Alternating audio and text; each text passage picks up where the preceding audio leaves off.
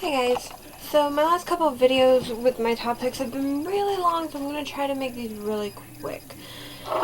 We'll see how that goes. But this one is now my top 10 favorite books that I read in 2013. And once again, like all my other lists, they didn't necessarily come out this year, but I read them this year, so yeah. So number 10 we have The Elite by Kiera, which came out April 23rd this year. It's 323 pages, and I read it in September, and I started reading in May and finished it in September. So yeah, it was a good book. It's the sequel to The Selection by Kiera. It wasn't as great as The Selection because I felt America was very wishy-washy in this one, and yeah, but I still enjoyed it. So number 9 is Beautiful Darkness by Garcia and Margaret Stohl, which came out October 12th of 2010. It's 503 pages, and I read it in May. It was a good sequel. It's the second book in the Caster Chronicle series. It wasn't as great as the first one, but it was still good. I haven't read the third one yet, but I own all 4 books. I just haven't gotten around to reading the third or fourth one yet, so yeah. Number 8 is Looking for Alaska by John Green. Came out December 28th, 2006. Has 221 pages. I read in February.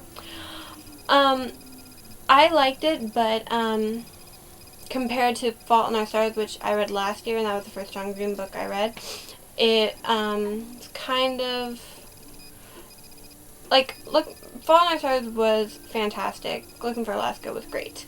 So I feel though that it's not really the book's fault. That was his first book he wrote, so, and I think I kind of screwed myself when I read Fault in Our Stars first, but I still enjoyed it.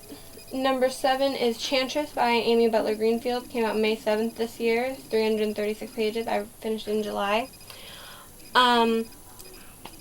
I won that off Goodreads. It was a very interesting story about the witches, basically.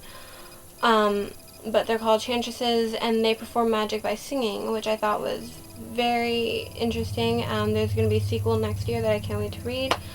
So, yeah. And I'm not giving you my ratings because I honestly don't remember what I gave a lot of these books. You can go on my Goodreads and check that out, and Goodreads link will be in the thingamajig below. Number 6 is Beautiful Creatures by Garcia and Margaret Stohl. Came out December 1st, 2009. 500, wait, how many is that? 563? I don't know if that's right. But anyway, and I finished it January this year. I really loved it. It was a really great book. The movie's horrible. Just telling you that. I wanted to throw that out because I didn't mention it. I did see that this year. That movie was god-awful. Just saying. But the book is really good. I really enjoyed it. Number 5 is Walk On by Amy McLean. Came out August 31st this year. It's 220 pages. I finished it in October. This is Amy's debut novel. She's a YouTuber. She's fantastic, and her book was very interesting. It deals with angels and stuff. That was horrible. I did do a review of it if you want to check it out. It's slightly spoilery, so if you haven't read Amy's book, then I wouldn't watch it, but you can find it in my review playlist. And I will put a link for Amy's YouTube channel in the thingamajig below. So yeah. Number 4 was Counterfeit by Elaine Marie Alphin. That came out July 8th, 2002. It's 180 pages, and I read it in March. This was actually a reread, but I think I read it in junior high. That was the last time I read it, so I wanted to reread it this year. And it was just as good as I remember. The whole story and mystery of it all was really good. It's a really good book about a boy whose father is a serial murderer, and when he gets caught, he decides to take on the identity of one of his father's victims so that he'll have a better life. It's a really good book. Number 3 is Perfect Chemistry by Simone Elkeles. Came out December 23rd, 2008. Has 357 pages. I finished it in October. It was really good. There were some points where I was like, okay, this is getting a little stupid. You both are being a little stupid, but I did enjoy it. I did read Rules of Attraction and Chain Reaction. Those ones were disappointing after Perfect Chemistry, mainly because the storylines were very repetitive and similar to Perfect Chemistry, so. But, yeah, I did enjoy Perfect Chemistry, so.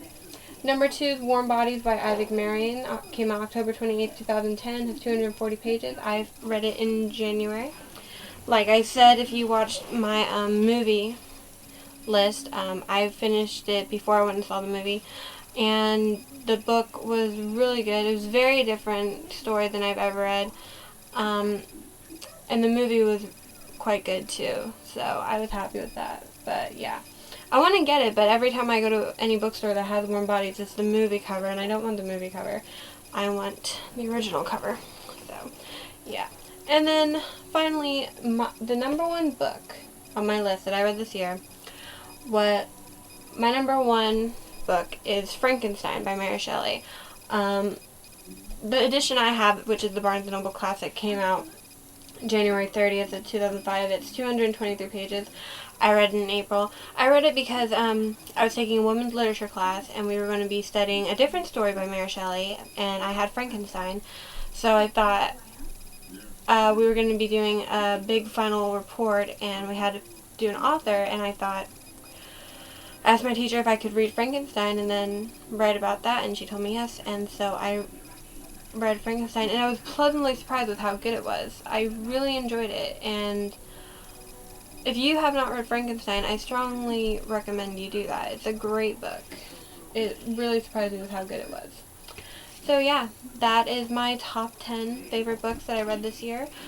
Tell me below, do you agree with my list? Do you think some books should be as high as they are? Do you think some that were pretty low should be higher? Tell me your thoughts down below. So like, favorite, comment, subscribe. Till next time, bye guys.